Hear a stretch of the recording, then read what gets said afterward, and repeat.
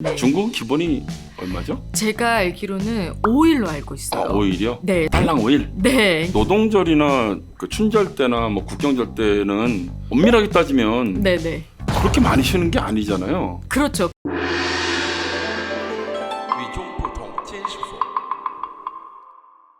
안녕하세요.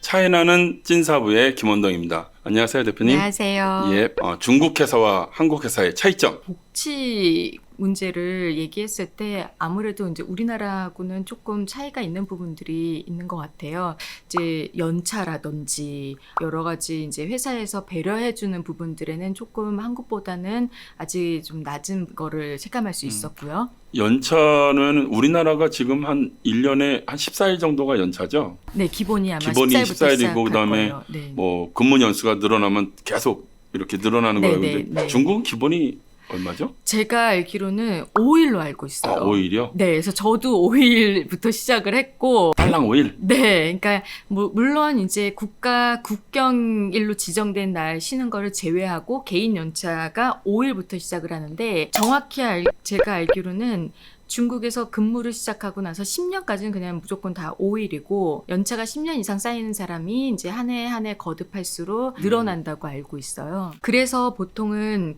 그 기존에 있는 국경일, 노동절, 뭐 단오절 이런 휴가 기간에 본인의 연차를 그때 조금 붙여가지고 넉넉하게 좀 효율적으로 쉴 수 있는 거를 많이들 활용을 하고 있고요. 뭐 개인적으로 아주 급한 일이 있을 때만 그 연차를 쓰는. 저도 뭐 중국에서 일해봐서 알지만 노동절이나 그 춘절 때나 뭐 국경절 때는 뭐 앞에나 뒤에 있는 토요일이나 일요일 날 연장 근무를 시키면서 그렇게 하는 거지.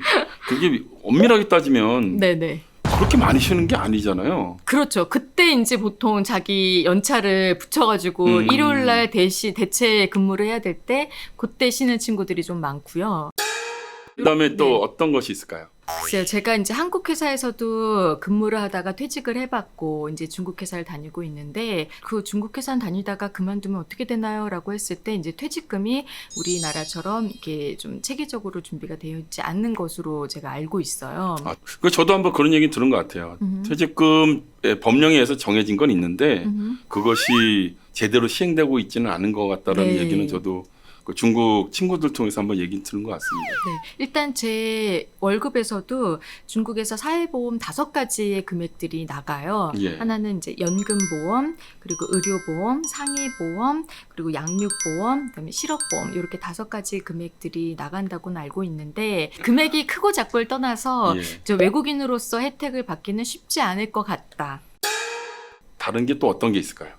차이점 중에 하나는 여성의 지위. 한국에서는 그 여성으로서 육아라든지 출산이라든지 이런 부분에 많은 부분 제도 개선이 됐고 복지 차원에서도 지원을 하고 있지만 그럼에도 불구하고 굉장히 여성 그 임직원들이 부담스러워하는 부분들이 있는 반면에 중국은 남녀 평등 그리고 오히려 여성들의 이런 그 상황들을 지원하고 또 챙겨주는 부분들이 있어서 중국 회사에서 일을 하면서 여성으로서 내가 차별을 받는다 혹은 여성으로서 불편하다 이런 부분들은 없었던 것 같아요.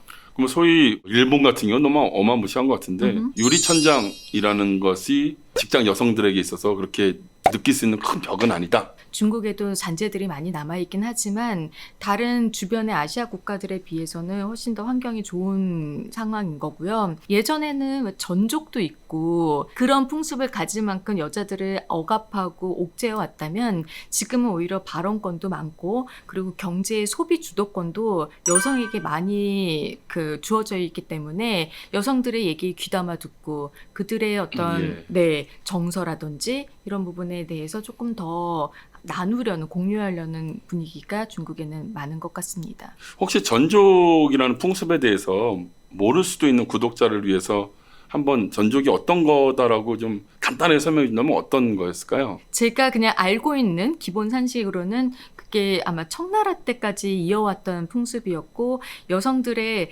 발을 작게 해야지 총총총총총총 걷는 게 예뻐 보인다. 그게 어떤 미인의 그 미인상의 가장 중요한 부분이다라고 해서 예. 여아들이 아이 때부터 아주 어릴 때부터 발에 천을 꽁꽁꽁꽁꽁꽁 싸서 더 이상 발이 자라지 않도록 인위적으로 발이 못 자라게. 네, 네, 그래서 발이 굉장히 작게 해서 어쩔 수 없이 뒤뚱 걷는 모습이 뒤에서 보면 그 뒤태가 아름답다 이렇게 표현했던 그건 어떤 남성들에 의해서 그렇죠. 만들어진 아주 네. 이상한 문화였었네요. 예전에 근데 실제적으로는 이미 중국이 네. 여성의 지위가 많이 높아져 있는 상황인데 특히 뭐 제가 아는 상해 친구는 그런 얘기를 하더라고요. 우리 상해 같은 경우는 큰 문제는 여자가 결정하고 작은 문제는 남자가 결정해. 이랬고 우리 상해 남자들은 그냥 그러고 살아. 이런 얘기를 하는 걸 봤었거든요. 네네. 그리고 실제로 저도 북경에서 있다가 간혹 퇴근 시간쯤에 마트에 가면 정말 넥타이를 메고 장바구니 들고서는 장 보러 온 그 남성들을 많이 보는 거 보면 실제로 이미 중국은 남녀 평등을 뛰어넘어서 이제 여성이 이제 어느 정도 주체적으로 독립적인 경제 주체로서 이제 살아가는 모습을 볼 수 있는 것 같아요. 오늘은 시간 관계상 여기 정도에서 마치고요. 다음 시간에 계속 정지현 대표님 모시고 중국과 관련된 흥미진진한 얘기 계속 듣는 시간 갖도록 하겠습니다. 감사합니다, 대표님. 감사합니다. 위쪽